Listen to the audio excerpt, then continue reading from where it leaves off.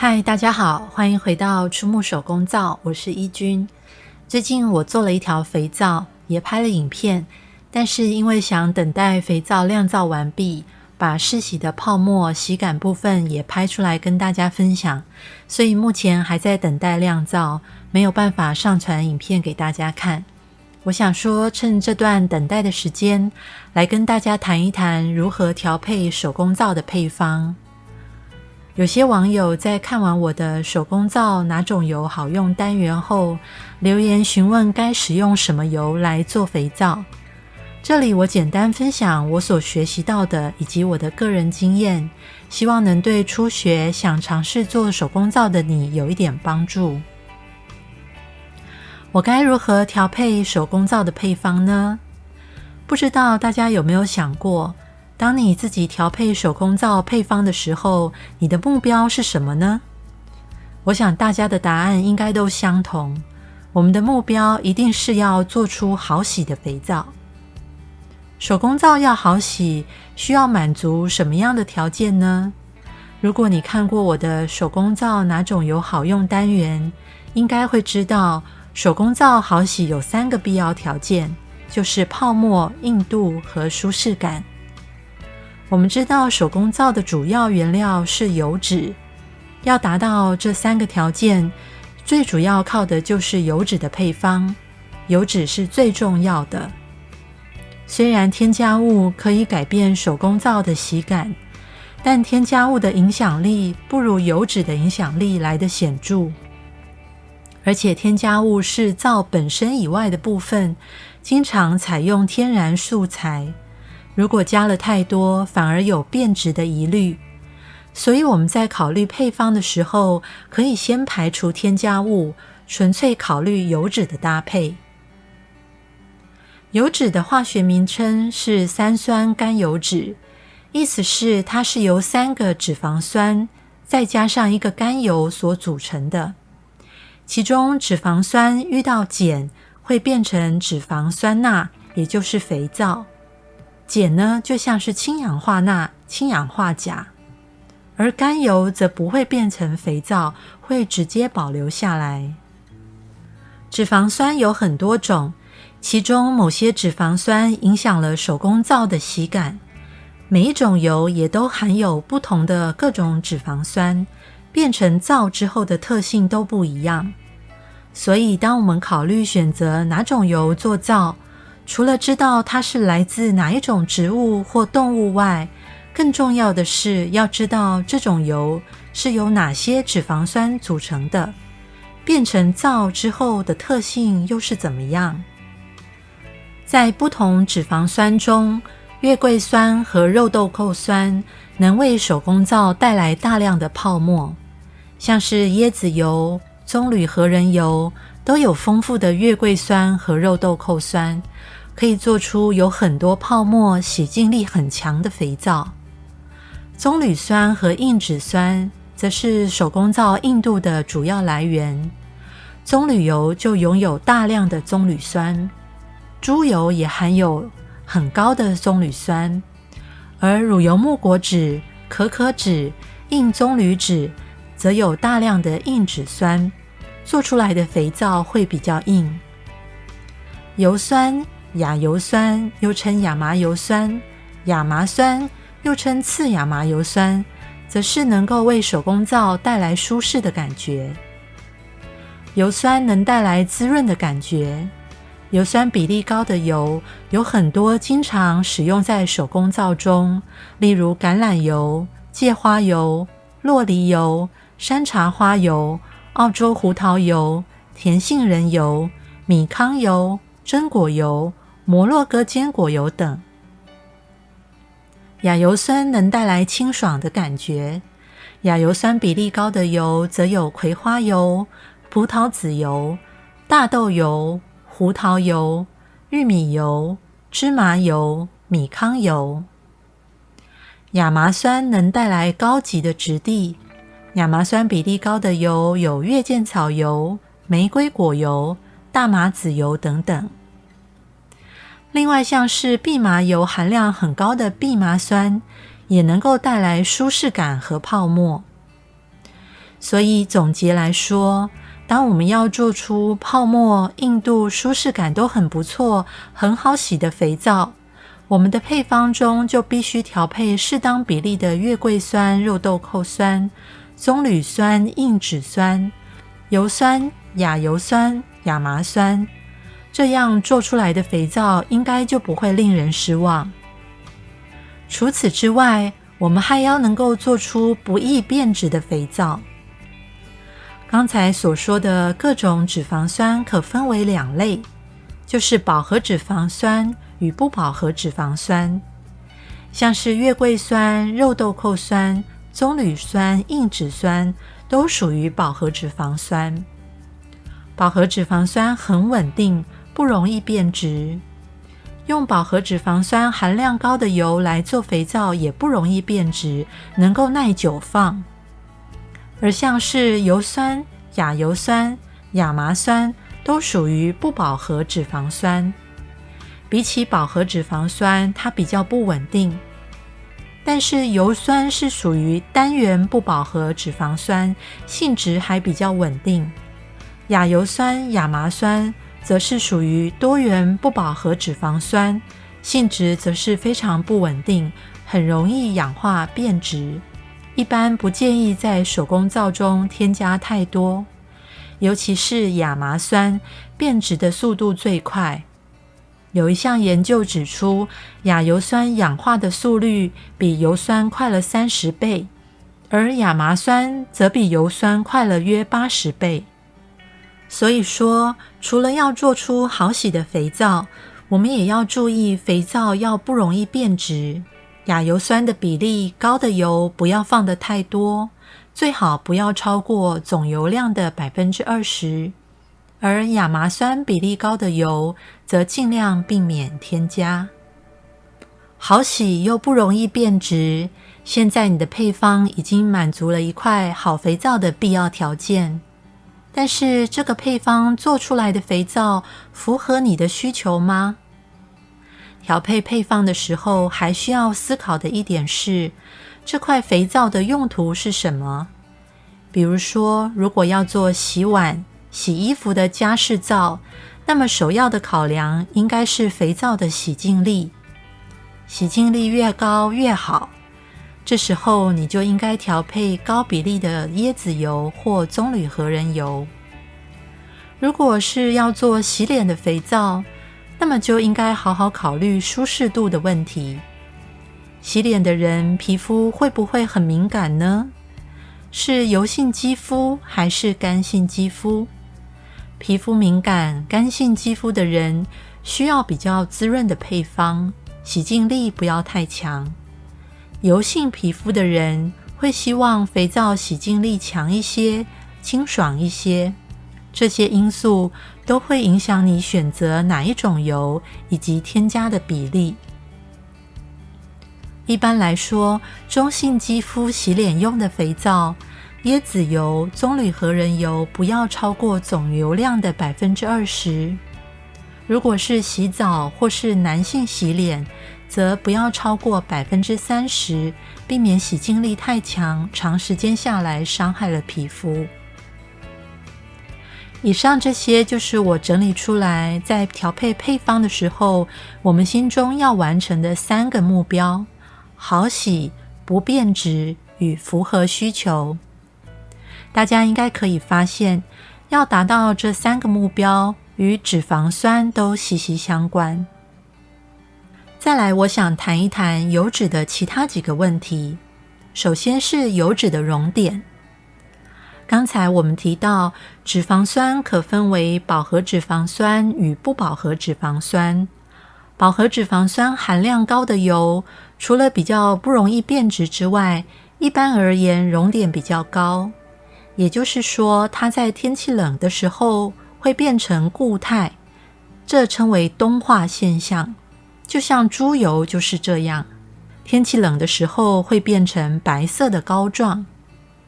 我们经常将饱和脂肪酸含量高的油称为硬油，而不饱和脂肪酸的熔点比较低，通常是液态的，没有冬化现象。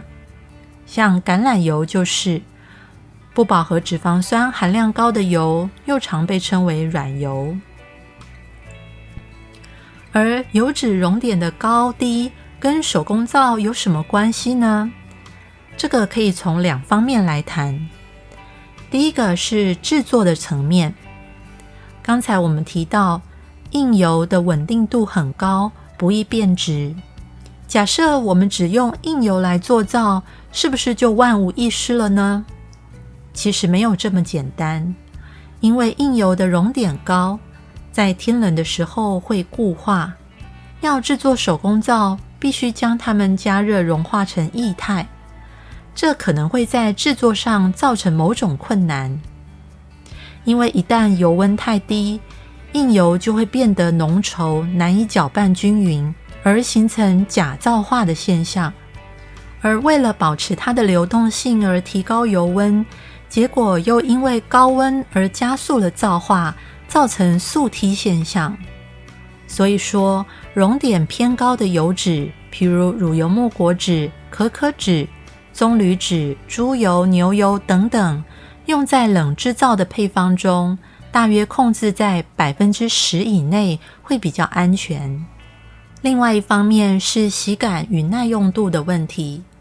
熔点高的油制作成肥皂不易融化，很耐用也很硬，但是如果添加的太多，做出来的肥皂会变得太硬，在冷水中因为太难融化，很难搓出泡沫，所以并不好洗。而熔点低的软油类在冷水中很容易起泡，但如果加的太多，也会让肥皂太容易融化，因此建议要搭配硬油来提高肥皂的耐用度。洗感方面，熔点高的油洗后会有一点薄膜感，对于油性肤质、容易出汗的人，并不喜欢这种感觉。但是肤质脆弱的人则会觉得有保护力。而熔点低的油，洗后的感觉比较清爽。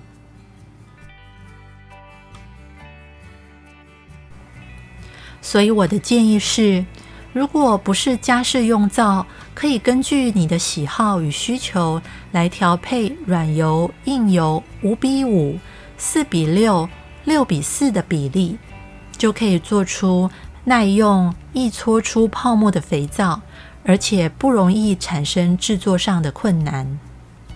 再来第二个问题是，你使用的油是精制油还是未精制油呢？我们在采买油品的时候，应该会注意到，同一种油有分精制油与未精制油2类，它们的差别在哪里呢？当油脂从植物被压榨出来时，经常会伴随一些非脂肪的物质，包括叶绿素、植物固醇、微量元素、芳香分子及维生素。这类物质又称作脂肪伴随物质或者不碱化物质。顾名思义，就是它不会碱化，不能变成肥皂。也可以说，它就是油脂以外的杂质。为了维持油脂品质的统一性、稳定性，油品的制造商会将压榨出来的油加以精炼，去除掉杂质，仅保留脂肪，这就称为精制油。有些未经过精制化的油是不能食用的，例如未精制的酪梨油含有大量的卵磷脂，对皮肤很好，但不能食用，它却是制作保养品很好的材料。未精制油对手工皂有什么影响呢？首先，因为油当中有小部分是不能被皂化的物质，所以做出来的肥皂含皂比例就会比较低一些，洗感会感觉比较温和。此外，未精制油的不碱化物质会让做出来的肥皂硬度更高。再来是，未精制油通常保留了植物本身的色泽，譬如红棕榈油的红色、酪梨油的绿色、乳油木果脂的淡棕色、可可脂的黄色。因此做出来的肥皂颜色可能会偏黄。第4点是未精制油也因为脂肪伴随物质较多，导致油比较浓稠，在制作上不容易搅拌均匀，而且经常含有使皂化反应加速或变慢的物质。所以我们在使用未精制油做肥皂的时候，要特别注意是否会快速皂化，也就是速梯。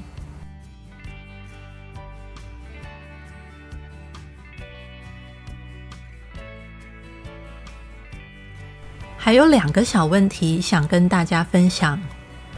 目前所知会快速皂化，也就是速梯的油，有米糠油、蓖麻油，以及一些杂质比较多的未精制油和浸泡油。像这类油呢，我们就不宜在配方中加的太多。另外，我想谈一下蜡类的问题。蜡和油是2种不同的物质，它并不会被皂化，皂化价是很低的。经常会用在手工皂中的蜡有荷荷巴油和蜜蜡2种。荷荷巴油其实不是油，而是一种液态蜡，它只有一小部分会变成皂。